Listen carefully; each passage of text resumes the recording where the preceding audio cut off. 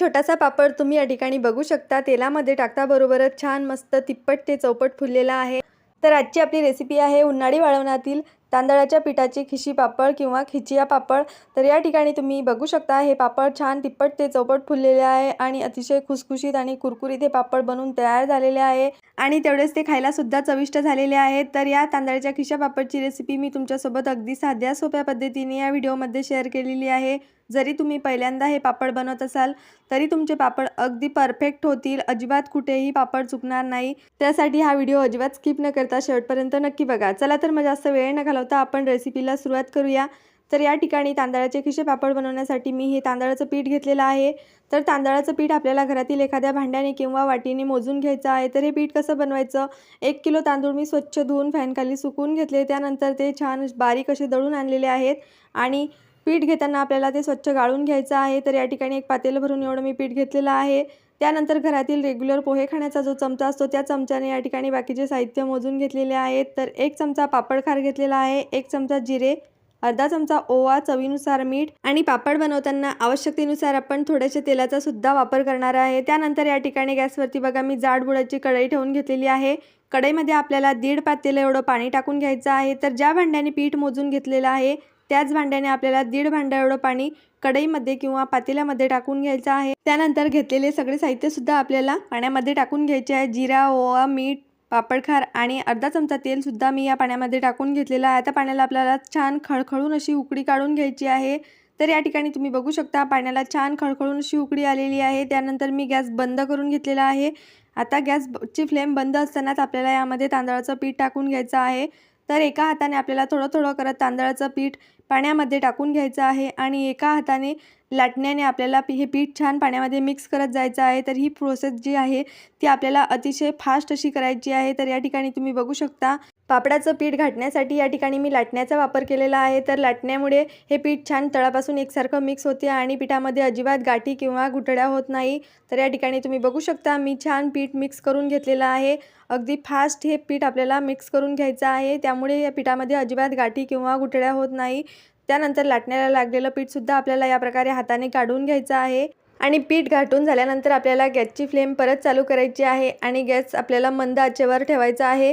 त्यानंतर या ठिकाणी बघा मी पाण्याचा हात घेतलेला आहे। थंड पाण्याचा हात घेऊन या प्रकारे आपल्याला हे पीठ छान असं कढईमध्ये दाबून द्यायचं आहे। या प्रकारे पीठ दाबून घेतल्यामुळे पिठाला छान एकसारखी दणकून वाफ बसते। त्यानंतर यावरती आपल्याला झाकण ठेवून घ्यायचं आहे आणि पिठाला छान 5 मिनिटे मंद आचेवर वाफ काढून घ्यायची आहे। तर या ठिकाणी तुम्ही बघू शकता 5 मिनिटे झालेले आहेत।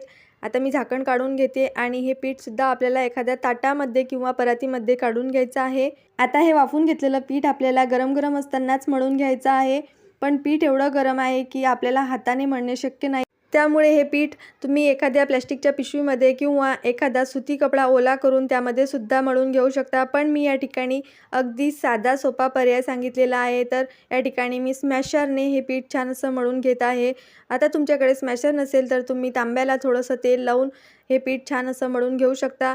तर या प्रकारे जर आपण पीठ मळून घेतलं तर हाताला अजिबात चटके लागत नाही। तर तुम्ही बघू शकता या ठिकाणी मस्त सहजासहजी हे पीठ छान असं मळून झालेलं आहे। पीठ हाताला सोसेल एवढं थंड झाल्यानंतर आपल्याला हे पीठ हाताने छान असं मळून घ्यायचं आहे। तर थोडा थोडा थंड पाण्याचा हात घेऊन आपल्याला हे पीठ छान असं मळून घ्यायचं आहे।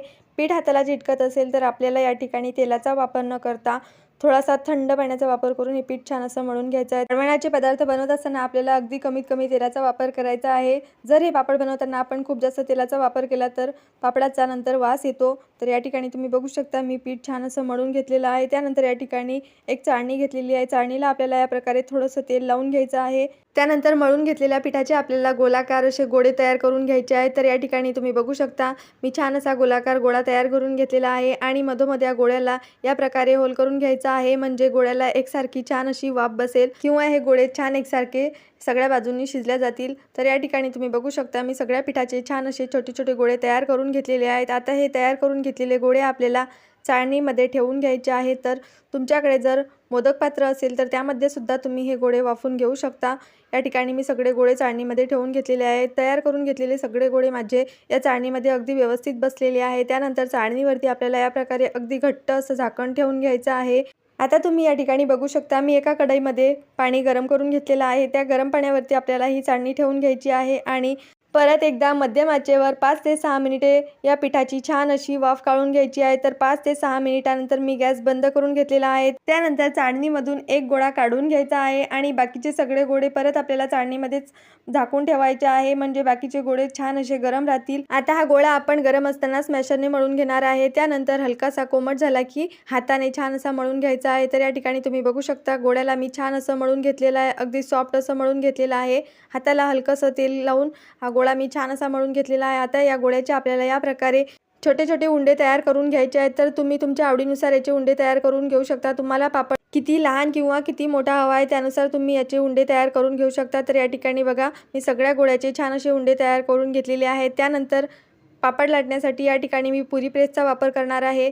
तर पुरी प्रेसवरती या प्रकारे आपल्याला एखादी प्लॅस्टिकची पिशवी ठेवून त्याला थोडंसं तेलाचा हात फिरवून घ्यायचा आहे आणि त्यावरती तयार करून घेतलेला एक उंडा ठेवून छान असा पुरी प्रेसने आपल्याला पापड लाटून घ्यायचा आहे, किंवा तुम्ही हे पापड पोळपाटावरती सुद्धा लाटून घेऊ शकता। आता हे पापड लाटताना सुद्धा आपल्याला अजिबात जास्त तेलाचा वापर करायचा नाही आहे। तर सुरुवातीलाच फक्त आपल्याला प्लास्टिकच्या पिशवीला तेल लावायचं आहे। प्रत्येक पापड लाटताना आपल्याला या पिशवीला तेल लावण्याची आवश्यकता नाही आहे। आता तुम्ही या ठिकाणी बघू शकता 2 ते 3 वेळा एकसारखं पुरी प्रेसला प्रेस केल्यानंतर या ठिकाणी छान असा पातळ पापड तयार झालेला आहे।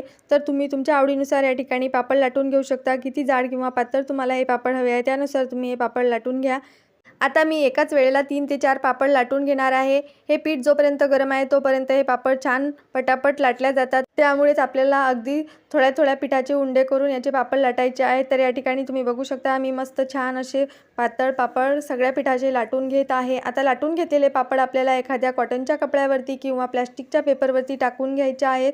तर या ठिकाणी पापड टाकण्यासाठी मी प्लास्टिकचा पेपर घेतलेला आहे, त्यावरती हे पापड आपल्याला टाकून घ्यायचे आहे। तर तुम्ही बघू शकता किती मस्त छान अगदी ट्रान्सपरंट असे पापड हे बनून तयार झालेले आहेत।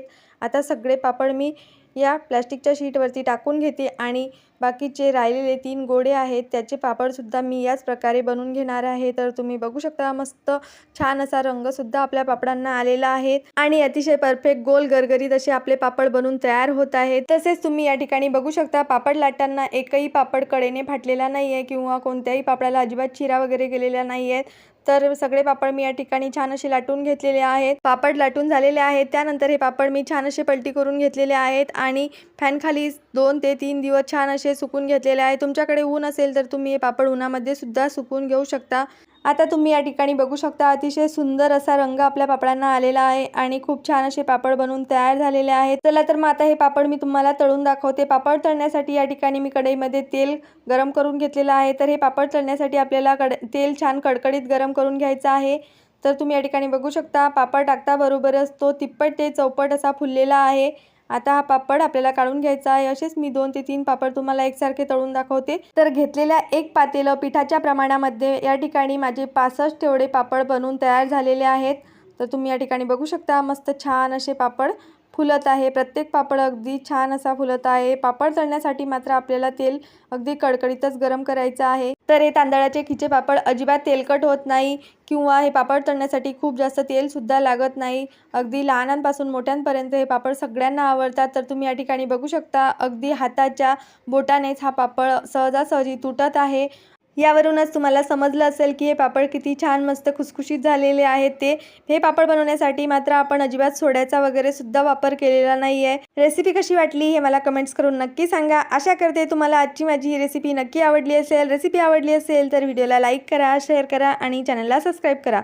चला तर मग भेटूया आणखीन अशाच नवनवीन रेसिपींसोबत आणि आजचा हा व्हिडिओ शेवटपर्यंत बघितल्याबद्दल धन्यवाद।